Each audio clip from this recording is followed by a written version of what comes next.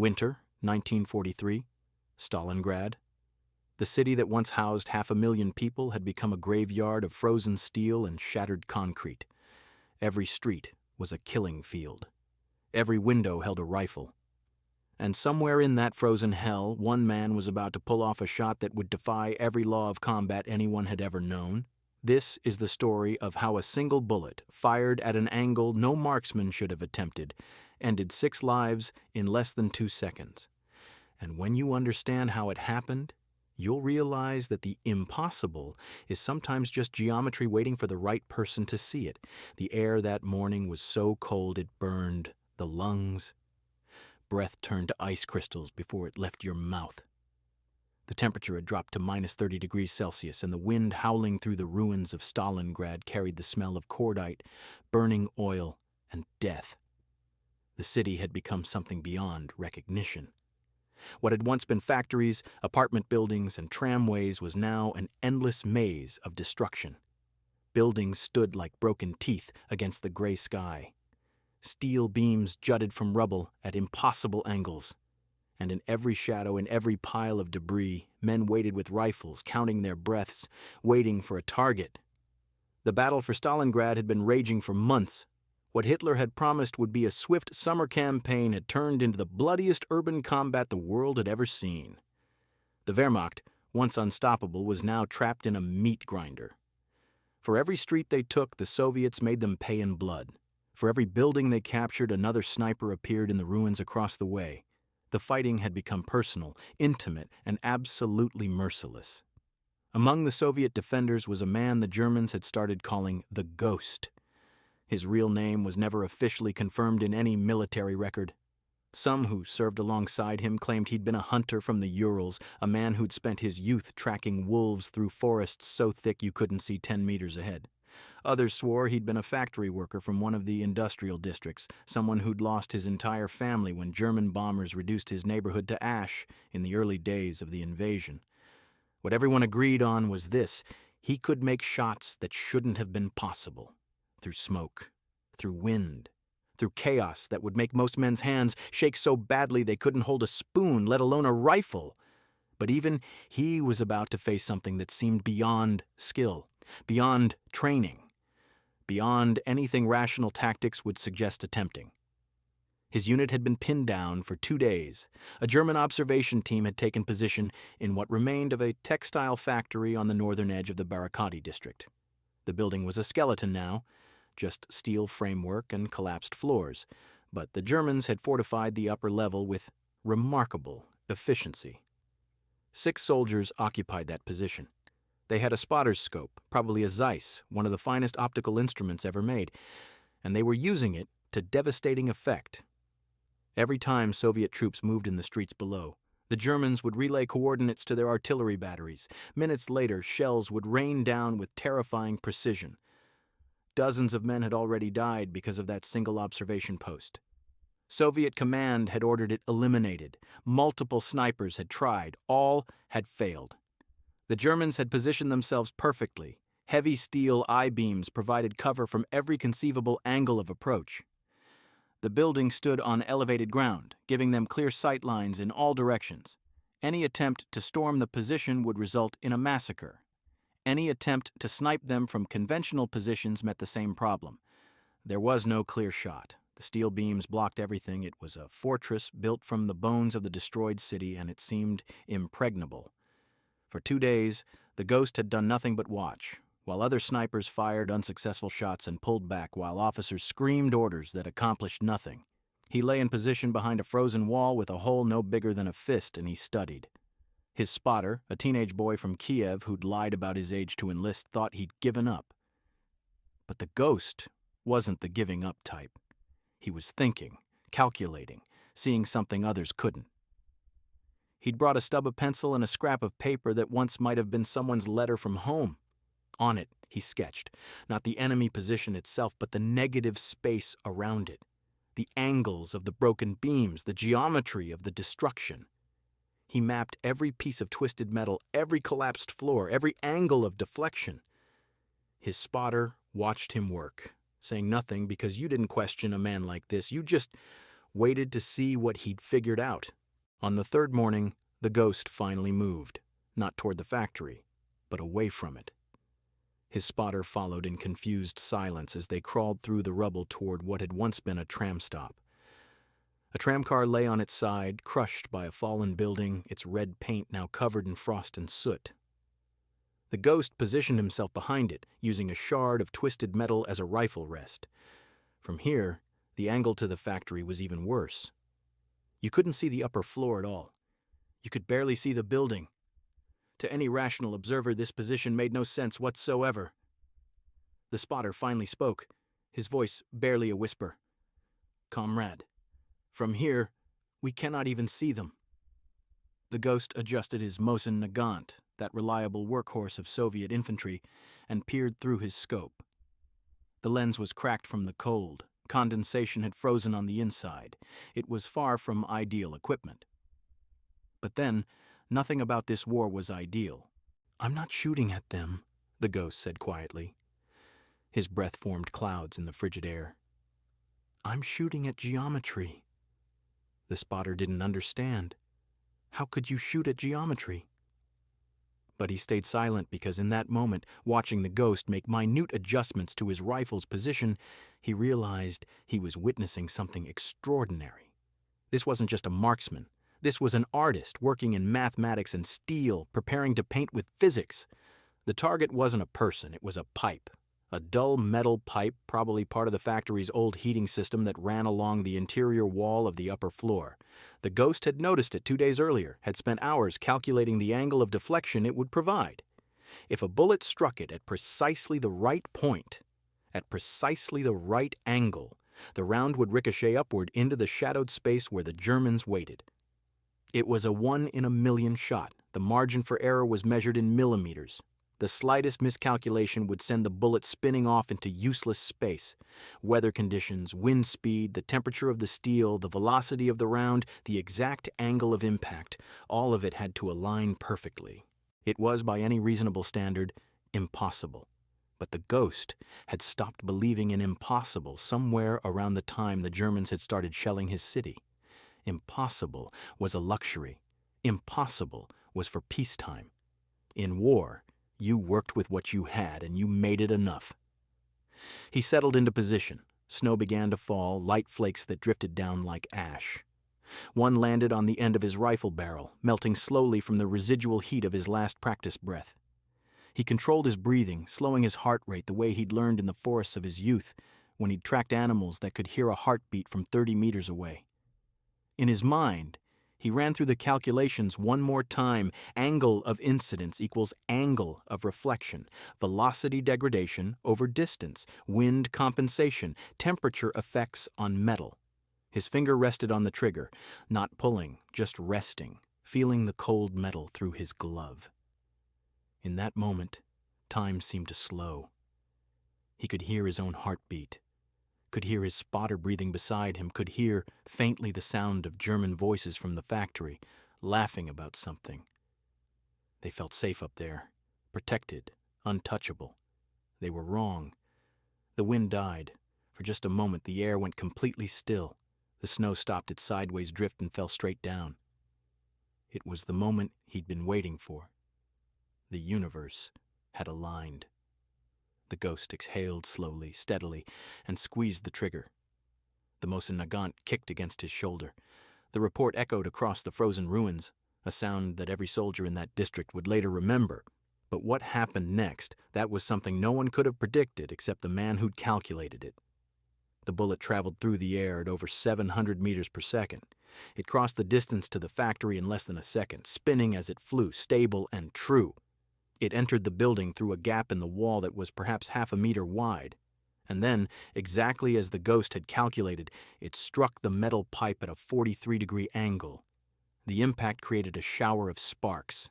The bullet, its jacket slightly deformed but its core still intact, deflected upward at a sharp angle. It rose through the shadows of the upper floor, traveling now at a slightly reduced velocity, but still carrying enough kinetic energy to be lethal.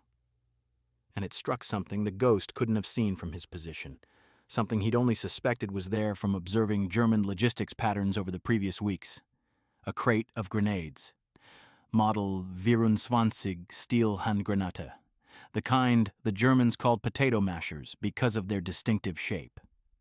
The bullet punched through the wooden crate and detonated the primer on one grenade. That explosion triggered the others. 6 grenades detonating in a confined space. The blast was enormous. The concussion wave shattered what remained of the factory's upper floor. The steel beams that had protected the Germans for so long became shrapnel, flying in all directions. The floor collapsed inward, and 6 men, along with their expensive Zeiss scope and their radio equipment, disappeared into the fireball. The ghost spotter stared at the scene, his mouth open. Smoke and dust billowed from the factory. Flames licked at the frozen metal. And then, silence. No more voices. No more radio chatter. No more artillery coordinates being called in, just the crackle of fire and the endless wind. "Impossible," the spotter whispered. His voice was filled with awe and something close to fear.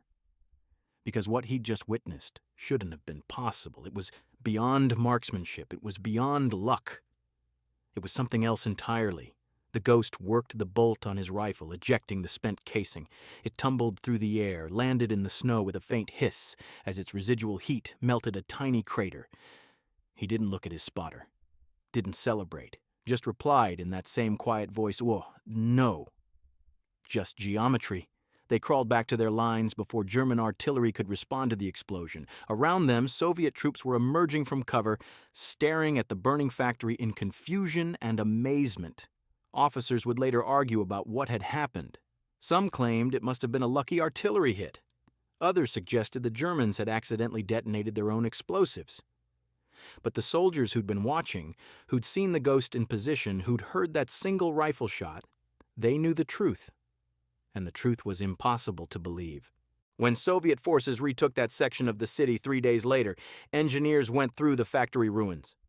They found 6 German bodies in the wreckage identified by their tags and equipment. They found the Zeiss scope, shattered but still recognizable. They found the radio, destroyed beyond repair.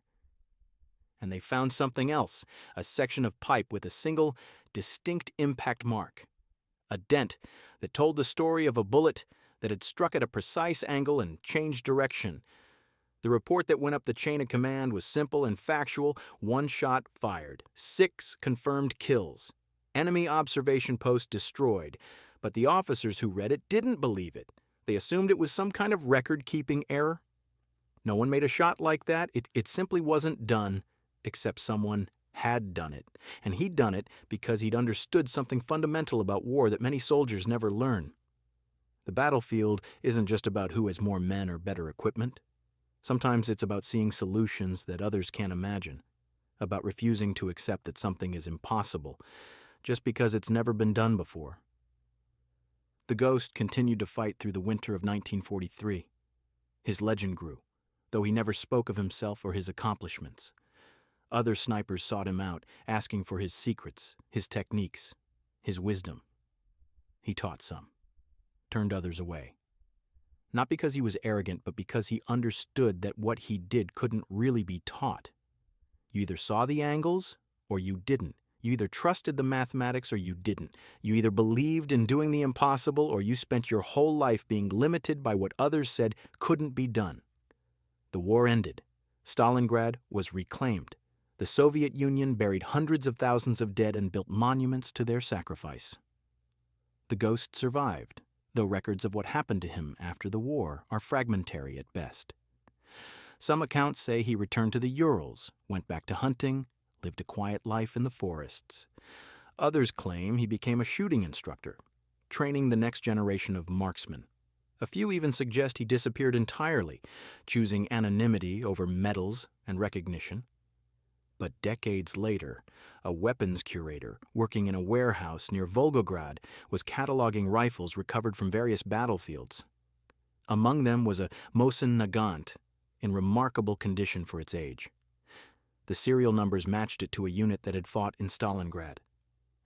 The rifle had been carefully maintained, the action still smooth, the barrel still clean. But what caught the curator's attention was something carved into the wooden stock. 2 words, carved carefully in Cyrillic script, probably during a quiet moment between battles. Impossible angle. The curator researched the rifle's history, traced it through requisition records and unit assignments, eventually found a reference in a military report to a single-shot elimination of a German observation post. 6 kills, 1 bullet. The report had been filed under unconfirmed because no one believed it was accurate, but there it was, in fading ink on yellowed paper describing an event that shouldn't have been possible. The rifle now sits in a small military museum outside Volgograd, not far from the Mamayev-Kurgan Memorial. It's not prominently displayed. Most visitors walk past it without noticing. But occasionally someone stops, reads the placard, looks at those 2 carved words, and wonders what kind of person could make a shot like that. What combination of skill, mathematics, desperation, and sheer audacity it would take to attempt something so outlandish. The answer is complicated, because the ghost wasn't superhuman. He wasn't blessed with impossible abilities or magic.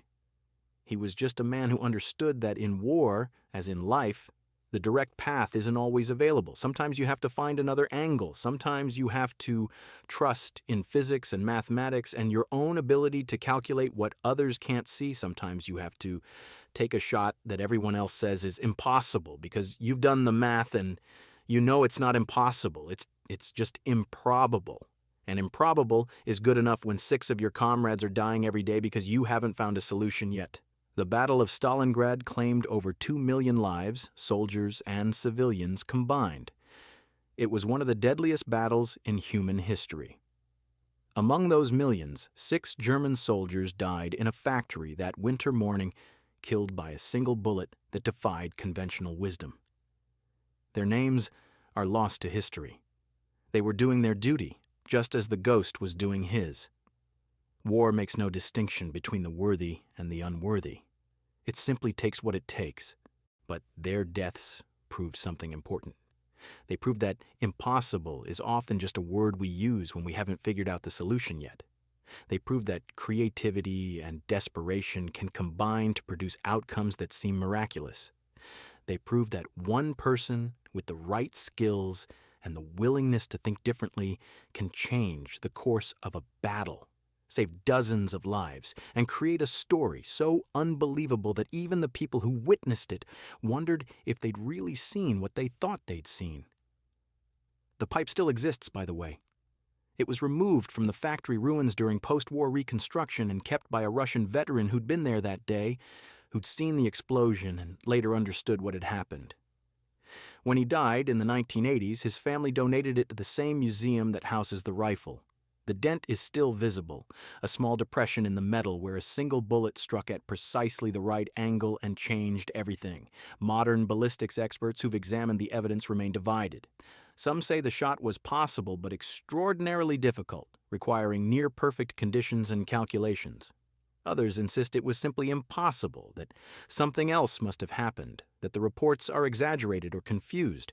They run computer simulations and build models and argue about angles and velocities. They forget that war doesn't happen in a laboratory. It happens in frozen ruins where men are dying and someone has to find a solution no matter how improbable. The ghost, wherever he ended up, probably wouldn't care much about the debates. He'd made his shot, saved his comrades, moved on to the next crisis, the next impossible situation that required an impossible solution. That's what soldiers do. They adapt. They overcome. They refuse to accept that something can't be done just because it hasn't been done before. And sometimes, just sometimes, they pull off shots that rewrite what everyone thought was possible. They find angles no one else can see.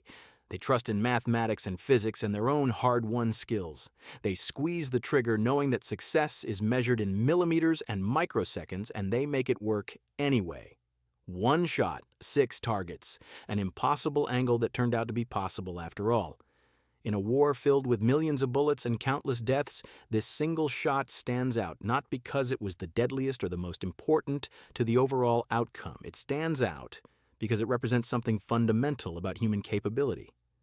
When we're pushed to the edge, when conventional solutions fail, when everyone says something cannot be done, we sometimes find a way to do it anyway. We find the angle others missed. We make the calculations others couldn't make. We take the shot others wouldn't attempt. The Germans never determined exactly what happened that morning. Their report simply noted that an observation post was destroyed, likely by enemy action, 6 casualties confirmed. They repositioned their forces, brought in new spotters, and continued fighting. The battle raged on, but they must have wondered in the cold nights that followed what kind of enemy they were facing, what kind of marksman could reach them in a position they'd thought was unreachable. Whether there were others like him, hidden in the ruins, calculating impossible angles, preparing impossible shots. The truth was simpler and more terrifying. There was only one ghost. But one was enough, because the message his shot sent was clear. Nowhere was safe. No position was truly secure. No angle of protection was guaranteed. As long as there were men like him in the rubble, studying the geometry of destruction, calculating trajectories that shouldn't work, refusing to accept that something was impossible, the Germans would never be able to feel truly secure. That's what made him a ghost. Not his ability to hide, though he was excellent at that. Not his marksmanship, though it was exceptional. What made him a ghost was the uncertainty he created, the knowledge that he might be watching, calculating, preparing a shot that would come from an angle you couldn't predict, couldn't defend against, couldn't even imagine until it was too late. In the end, the war came down to moments like this, not the massive offensives or the grand strategies important as those were, but the individual actions of individuals who refused to quit, who found solutions in impossible situations, who made the enemy pay for every meter of Russian soil they tried to take. The Ghost was one of thousands of such men and women. Each had their own story. Each made their own impossible shots in their own way. But this particular shot, this one bullet that killed 6 men through a ricochet, no one thought possible, stands out as perhaps the most perfect example of what the human mind can achieve when it refuses to accept limits. It stands as testimony to the power of geometry, mathematics, and the kind of clear thinking that comes when everything is on the line and failure is not an option. 2 words carved into wood: impossible angle, a statement of fact, a declaration of capability, a reminder that impossible is just another problem waiting to be solved by someone who can see what others cannot. The Ghost saw it, calculated it, executed it perfectly, and in doing so, he gave us all a lesson about the nature of possibility itself. Somewhere in that moment, in that frozen instant when bullet met metal and physics took over, the impossible became possible. And 6 men died, never knowing what hit them, never understanding that they'd been killed by an angle they couldn't see, fired by a man they couldn't reach, calculated with a precision they couldn't imagine. That's the terrible beauty of war. That's the harsh truth of combat. That's what happens when desperate times demand impossible solutions and someone steps forward to provide them. The rifle rests in its case. The pipe sits in storage. The factory is long gone, replaced by new buildings, new lives, new purposes. The soldiers are all dead now, German and Soviet alike, their battles long finished, their wars long ended. But the story remains. The impossible shot that wasn't impossible after all. Just geometry, waiting for the right person to see it. And maybe that's the real lesson here, that the impossible is often just the unattempted. That the angles we can't see are sometimes the ones we haven't looked for yet. That somewhere between courage and calculation, between skill and desperation, between the rules everyone follows and the solutions no one has tried, there exists a space where the impossible becomes possible. You just have to be willing to take the shot. You just have to trust your math. You just have to refuse to believe that something cannot be done simply because everyone says it's impossible. The Ghost believed. He calculated, he fired, and 6 impossible deaths later, he proved that sometimes, just sometimes, geometry is enough.